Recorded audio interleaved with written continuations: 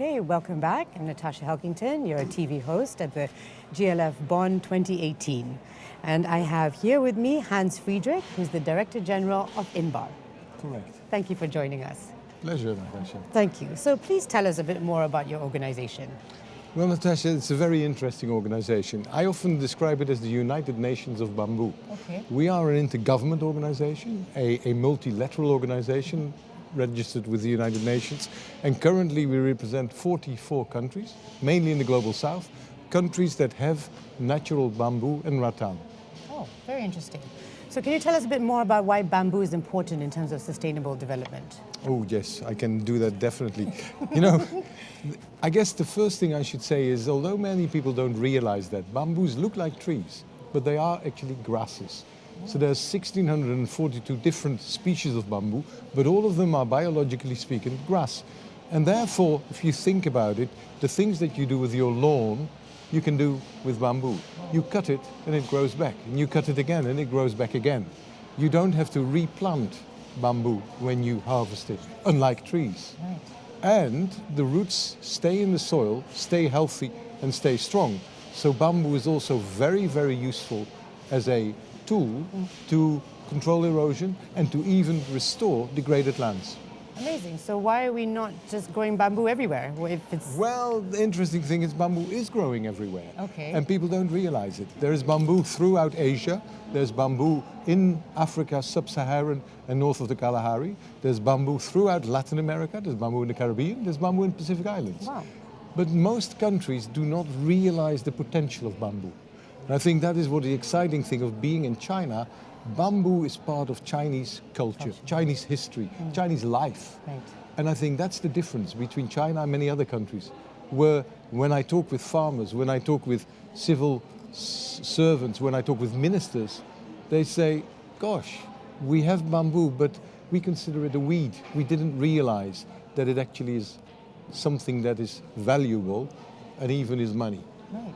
So how do we get the rest of the world onto the bamboo boat? Yes. Well, I guess that's part of our job. Yeah. You know, I see my job as really to raise awareness at the highest level. I go to events like this. Right. From here, we will be going to Poland to talk at the Climate Change Convention to make the case that bamboo is a very efficient carbon sink.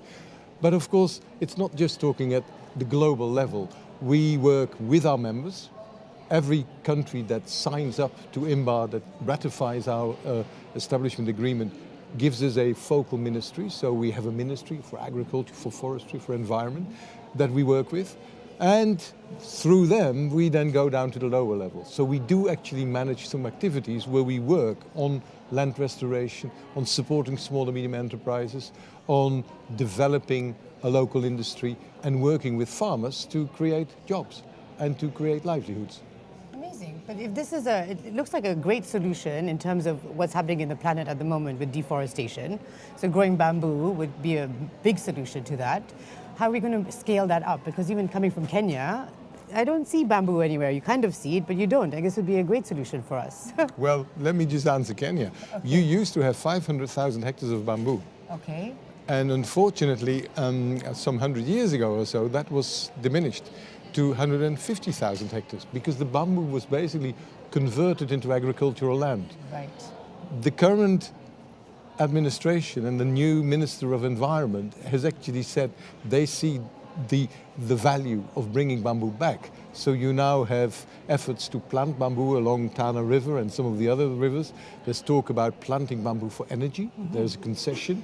And of course there's bamboo throughout your water towers. The Aberdares is full of bamboo, although you may not realize it. No. So there is a lot of bamboo in Kenya. What we are doing now is working with Greenpot, for example, and other organizations to really sensitize local people, sensitize the leaders at village level, at district level, and work with your ministry and work with the Kenya Forest Research Institute to get this back into the political agenda. But that's just in Kenya. We do this with many of our member states. It's really a question of awareness. It's helping to develop the right policies. And I think that's where bamboo is both a real opportunity and a challenge. As I said earlier, it's considered to be part of forestry, but it isn't really. So foresters don't see it as a priority. And yet agricultural extension officers say it's not a food crop. So it's not really our priority either. So we're sort of in between, as it were. That, on the other hand, gives us the opportunity to really find a new niche. And for me, where bamboo can play a real role is energy. Right. You can make charcoal from bamboo. So the whole illegal charcoal industry in Africa could be transformed in a legal, sustainable charcoal industry made from grass. Construction, the floor could be made from bamboo, these chairs could be made from bamboo, the paneling could be made from bamboo. And we are starting to work more and more with architects. And it's the replacement value. If you think about all the stories about straws, how do we get rid of them? I know your minister has put a ban on use of single plastics. Yes. Well, think bamboo. Right. Bamboo can provide you with opportunities for a lot of things, including weaving baskets that could help you carry your stuff. So bamboo is the solution, I think. Or Well, I would say it is part of the solution. I Right. think the worst thing I could try and pretend is that bamboo is a silver bullet. Okay. But bamboo is so often forgotten. And I think that is our message. Include bamboo, think bamboo when you're starting to replant, when you talk about reforestation. Don't stop planting trees, for sure, but add bamboo. Put bamboo in your agroforestry systems. Think about bamboo when you talk about climate change mitigation. Basically, include it in the thinking because it can really help you achieve your sustainable development goals. Wow, I've really learned a lot. Thank you so much for sharing your time with us. Great pleasure. Yeah, it's been amazing. Thank you very much.